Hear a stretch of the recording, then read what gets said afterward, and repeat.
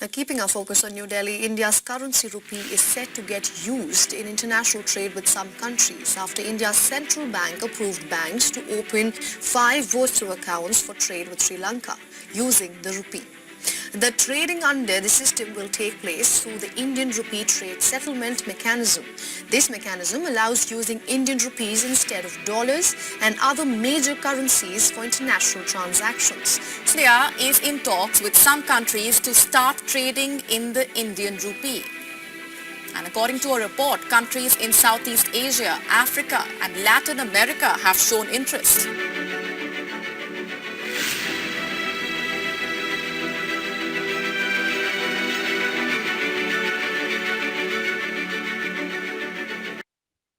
दोस्तों, रूपी और डॉलर का जंग बहुत पुराना है और इस जंग में इंडियन रूपी का वैल्यू डॉलर के सामने दिन ब दिन गिरते जा रहा है। जहां 1947 में एक dollar is equal to 3.17 rupees था, वही आज जब मैं इस वीडियो को बना रहा हूं, एक डॉलर की कीमत 81.27 रुपीज है। और इसी के चलते 11 जुलाई 2022 को भारत सरकार ने यह ऐलान किया कि डोमेस्टिक ट्रेडर्स इंडियन करेंसी में अपना इंपोर्ट और एक्सपोर्ट सेटल कर पाएंगे।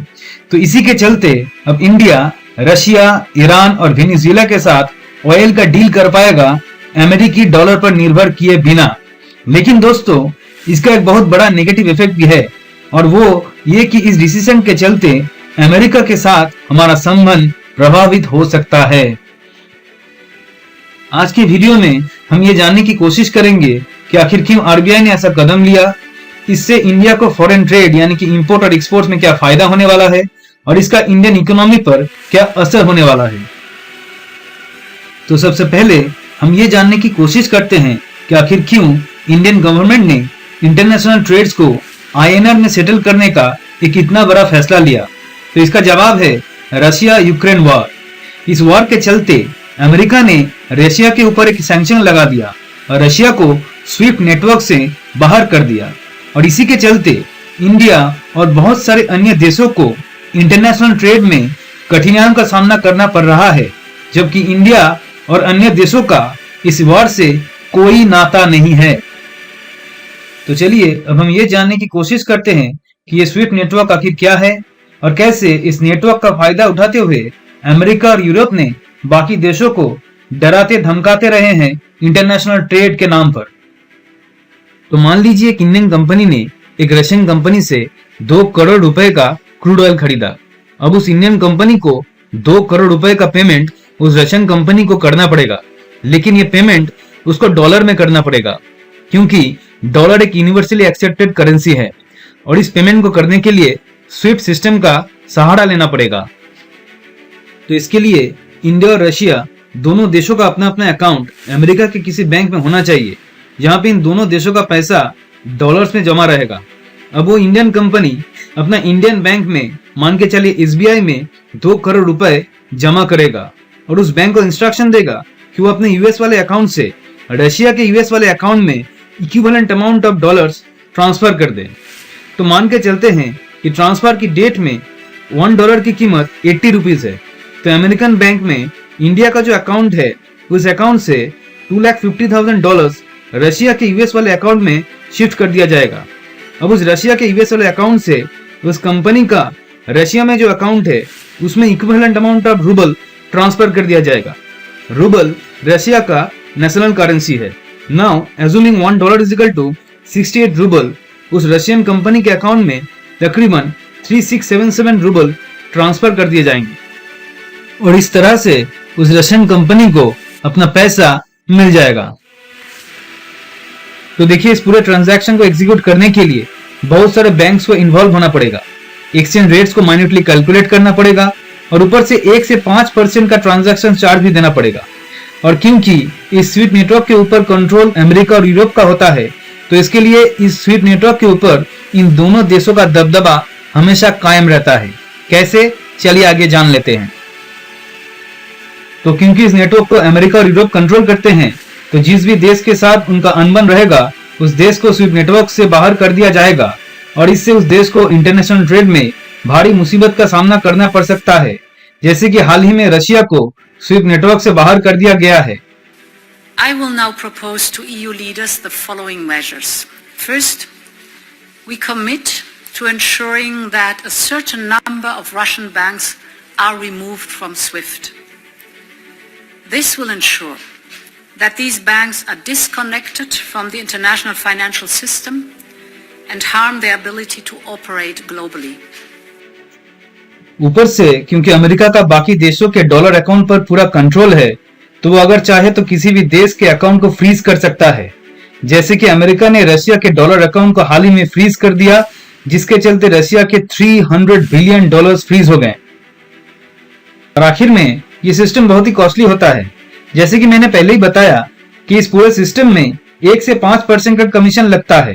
तो एक 200 करोड़ के ट्रांजैक्शन के ऊपर अगर 3% का कमीशन लग गया तो 6 करोड़ रुपए आपको एज कमीशन देने होंगे। तो इन सब के चलते इंडिया को रशिया के साथ ट्रेड करने में बहुत सारी दिक्कत आ रही थी। इसके बावजूद कि इंडिया का रशिया यूक्रेन वॉर के साथ कोई ताल्लुक नहीं है। और जले के ऊपर नमक यह है कि यूरोप ने रशिया के साथ ट्रेड करना पूरी तरीके से बंद नहीं किया है, क्योंकि वो जानता है कि रशियन गैस के बिना वो अपना गुजारा नहीं कर पाएंगे। और इसीलिए यूरोप ने रशिया के कुछ अकाउंट्स को एक्टिव रखा है ताकि वो रशिया से गैस इंपोर्ट कर पाए। If countries in Europe and the West and the United States are so concerned, why don't they allow Iranian oil to come into the market? Why don't they allow Venezuelan oil to come into the market? I mean, they've squeezed every other source of oil we have, and then say, okay guys, you must not go into the market and get the best deal for your people. तो इन सब मुश्किलों को मद्देनजर रखते हुए RBI ने एक alternative system को चालू करने का सोचा, जिसकी मदद से इंडिया अब इंटरनेशनल ट्रेड कर पाएगा without relying on US dollars. और इसीलिए आरबीआई ने सूचना की है वॉस्त्रो अकाउंट की। तो अब यह जानना बहुत जरूरी है कि आखिर यह वॉस्त्रो अकाउंट होता क्या है और यह काम कैसे करता है। तो मान लीजिए कि रिलायंस इंडस्ट्रीज ने एक रशियन कंपनी से 10 करोड़ रुपए का मिनरल्स खरीदने का फैसला लिया। तो रशियन कंपनी का 2 बैंक अकाउंट होगा, एक रशिया में जहां पे पैसा रूबल में स्टोर होगा और एक इंडिया में जहां पे पैसा आईएनआर में स्टोर होगा। तो मान लीजिए कि उस रशियन कंपनी का एसबीआई में एक बैंक अकाउंट है। तो मिनरल्स मिल जाने पर रिलायंस इंडस्ट्रीज 10 करोड़ रुपए रशियन कंपनी के एसबीआई वाले अकाउंट में शिफ्ट कर देंगे।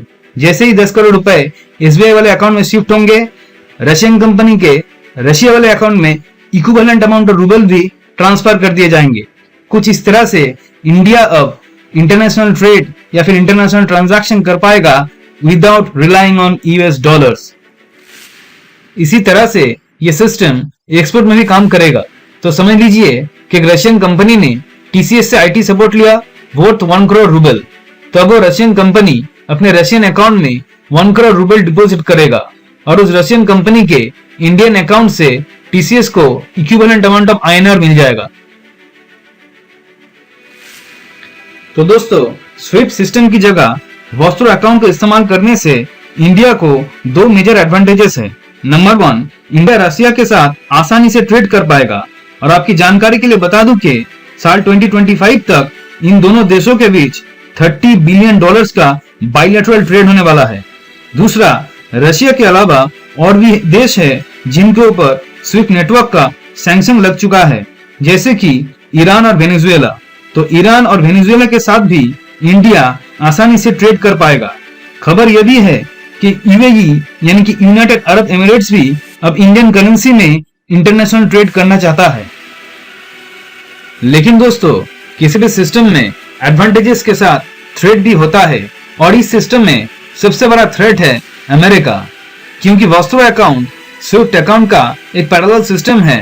तो इसकी वजह से अमेरिका के साथ इंडिया का जो संबंध है वो तनाव में आ सकता है और ये भी हो सकता है कि इंडिया इस सिस्टम को इंप्लीमेंट करने में नाकामयाब हो जाए। तो ये तो वक्त ही बताएगा कि इंडिया इस सिस्टम को यानी कि वॉस्त्रो अकाउंट को इंप्लीमेंट करने में सक्षम होता है या नहीं, और क्या कभी हम इंडियन रुपीस को डॉलर के मुकाबले स्ट्रॉन्ग देख पाएंगे या नहीं। तो आज के लिए बस इतना ही। उम्मीद है आप लोगों को आज का वीडियो पसंद आया होगा, और अगर आप लोगों को मेरा वीडियो पसंद आए तो आप लोग मेरा चैनल फिनोस्कोप लाइक, शेयर और सब्सक्राइब कीजिए। तो मिलते हैं एक नए टॉपिक में, एक नए वीडियो में। तब तक के लिए खुश रहिए, सेफ रहिए। Thank you.